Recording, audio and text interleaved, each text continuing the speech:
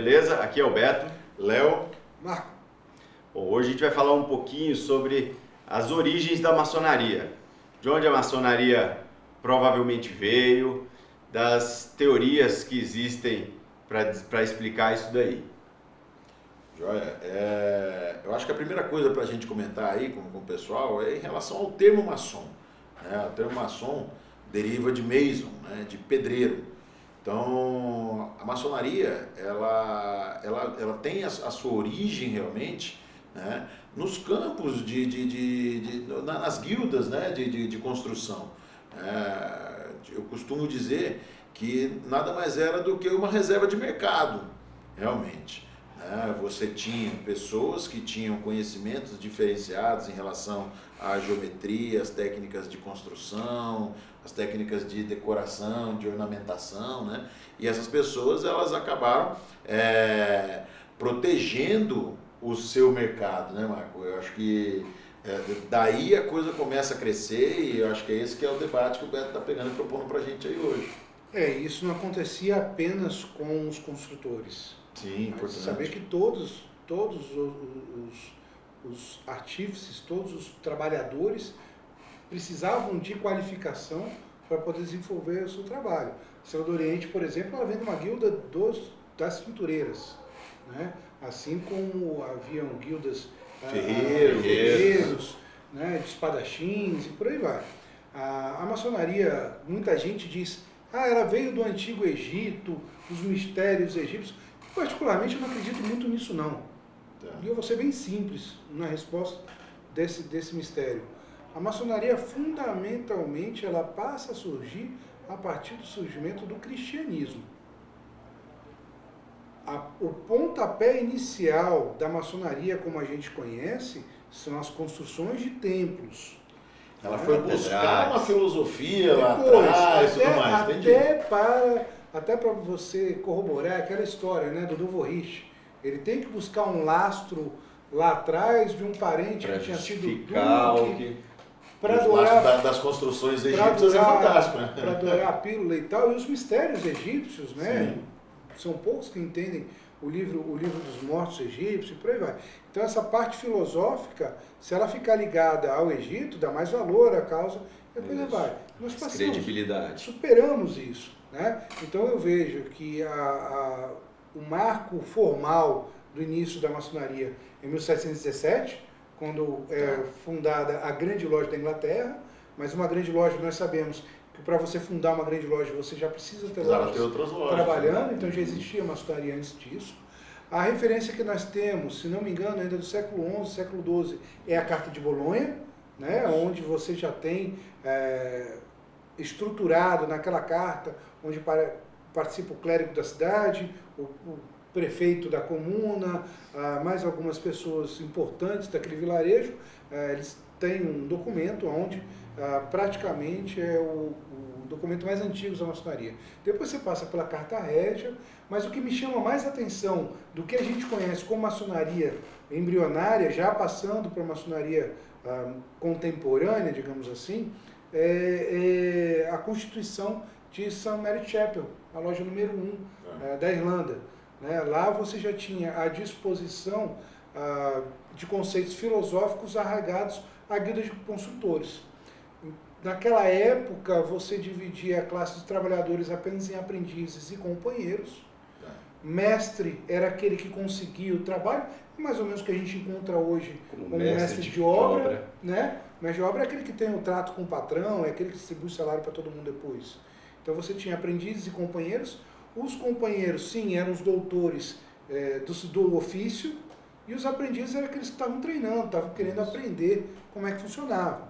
A curiosidade... Eles que eram convidados a aprender, né? E se propunham, porque na verdade você tinha que abrir mão da sua vida para poder se dedicar a aprender um ofício. Né? Esse documento vocês acham facilmente no Google, em inglês, tem até umas traduções para português, que é a Constituição de St. Mary Chapel número 1. E é muito interessante que você passe a observar como o aprendiz naquela época era moeda de troca. Então, por exemplo, nós nos reunimos aqui e vamos construir a Catedral de Brasília. Né? Eu vou ser o mestre porque eu consegui a obra, mas eu sei muito bem fazer escadaria. o Léo tem conhecimento sobre colunas e o Beto tem sobre arcos. Só que o Beto não vai poder entrar nessa empreitada, porque ele já está trabalhando em outra construção. obra. Mas eu preciso do que ele sabe de arcos. E aí eu negocio com ele. Pô, eu te mando 2 aprendizes aqui que sabem de escadaria para te ajudar, você me manda 3 para fazer arco. Que não eram escravos. Não eram escravos. Isso é importante. Não eram É importante. Porque junto a isso Recebiam ia um salários dote. também. E junto a isso ia um dote. Eu não entregava só o meu aprendiz Alberto, eu tinha que pagar para ele, porque o interesse era meu, de trazer o outro. Essa é que a gente chama de maçonaria operativa. Na verdade, essa já é uma transição. Porque Tá. você, junto a isso, já tem conhecimento, já tem filosofia comparativa de construção civil com filosofia Moral. propriamente de moral e de ética. Tá? A operativa não. A operativa é aquela atribuída a quem construiu os templos dos templários. Tá? Era quem só erguia as catedrais, e daí sim a gente pode falar do surgimento de toques, palavras e sinais, porque onde o cara chegava ele arrumava emprego, porque ele já era tratado como artífice, como um construtor, como uma pessoa que tinha capacidade de executar aquela obra. Então eu nascido em Santos, vinha para Brasília, treinado na arte real. Não tinha internet, não tinha telefone. Não tinha telefone, não tinha jornal, não tinha mal o pessoal sabia assinar o nome, quanto mais escrever. E currículo? Tinha? Não tinha. Currículo vital? Não tinha. Não tinha carta de apresentação. Então o camarada chegava na cidade, via uma obra, se identificava como obreiro. Por isso a necessidade do reconhecimento de palavras, toques e sinais. É aquilo que a gente falava, né? Da questão da maçonaria ela ser evolucionista e tudo mais, mas é extremamente tradicional, né? Ela cultiva um tradicionalismo grande. E aí o camarada chegava lá e começava a trabalhar. Descobria qual era a aptidão dele, e muitas das catedrais, muitos templos feitos na Europa, principalmente na Idade Média, veio daí. Né? A gente tem que lembrar que a doutrina católica naquele momento impedia a disseminação do conhecimento. Então eles se resguardavam, mas ao mesmo tempo que impediam a disseminação, exigiam cada vez obras maiores, mais magnânimas, mais bonitas, para que isso fosse um legado da igreja. E os segredos da maçonaria, na verdade, surgiu dos segredos de construção. Eu sei construir, mas eu não quero que todo mundo saiba construir. Reserva de porque mercado, senão eu perco meu emprego. Reserva de mercado. Se todo mundo sabe construir, eu não tenho mais trabalho. Um pré-sindicato. Um pré-sindicato. Você está reservando. Diferente do que acontece hoje no Brasil, né? Sobrou uma graninha, você faz um puxadinho. Todo mundo hoje no Brasil é pedreiro livre, mas não maçônico. Não maçônico. Vai lá e sobrou um trocadinho e faz um puxadinho.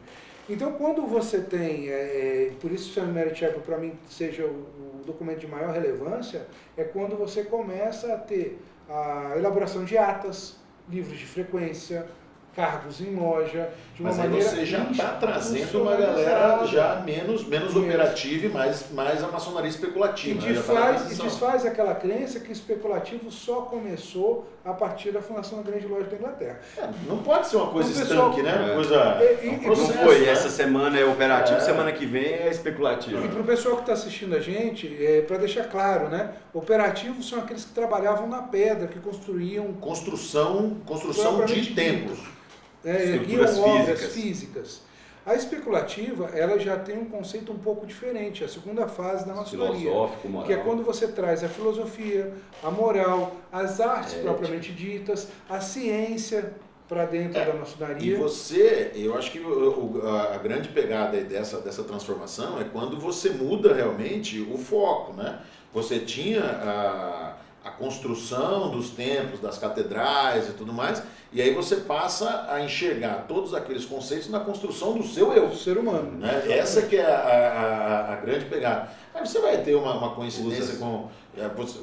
Você deixa de ter aquele trabalho artesão, né, que era necessário, você começa a ter revolução industrial, você começa a ter uma série de mudanças que vão acontecendo no mundo, e a maçonaria, por ser inclusive evolucionista, ela tem que seguir, né, essa característica. Né? E hoje é proposto também um terceiro momento da maçonaria. Isso é proposto inclusive pelo ex-grão-mestre de Rondônia, nosso irmão Aldino, né, um cara fenomenal, uma conversa fácil, um sujeito muito inteligente, que ele propõe que nós saiamos da especulação, né, do especulativo, e nos tornemos maçons executivos, aqueles que passam efetivamente a trabalhar em prol da construção de uma sociedade melhor.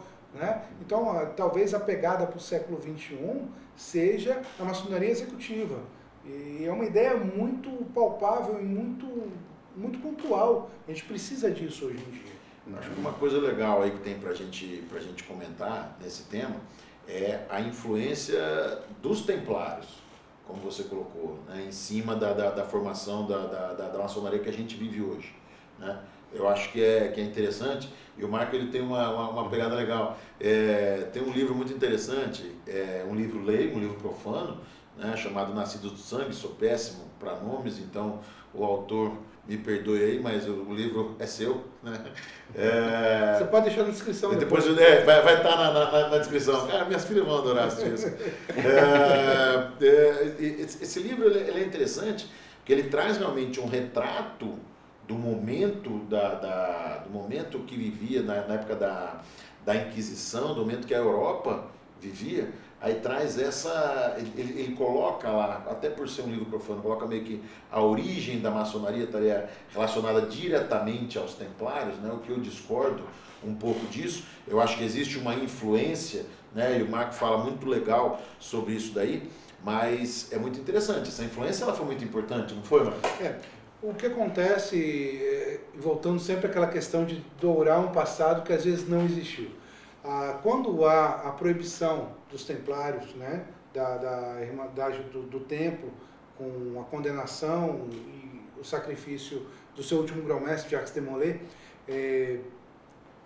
os templários eles fogem, eles detinham muito conhecimento de muitas coisas, eles precisavam se esconder. Quem sobrou precisava se esconder. E um dos lugares que eles encontraram abrigo foi na maçonaria. Assim como há pouco tempo eu descobri que eles encontraram abrigo também numa cidade portuguesa chamada Sagres, que todo mundo fala da escola de Sagres, mas se você vai a Sagres você não vê uma escola naval. Na verdade, Sagres era um entreposto e tinha uma tormenta, boa parte do ano, que impedia que os navios prosseguissem, as naus prosseguissem. Então eles se sediavam ali, sentavam nas tabernas, conversavam e muitos templários estavam ali e ficavam trocando conhecimento. É que o que prosperou para o século XXI foi a maçonaria, mas uma escola de navegação poderia estar fazendo o mesmo trabalho que nós fazemos hoje. Né? Então, os templários eles não são a origem da maçonaria, isso, mas eles trouxeram os conhecimentos deles, a filosofia templária, o sistema de banco, o sistema moral, para dentro da maçonaria e agregou. Na verdade, agregou volume. Por isso que quando eu ouço muito, né, pela minha palavra, pela minha condição de maçom e de cavaleiro, eu já dou um pulo para trás.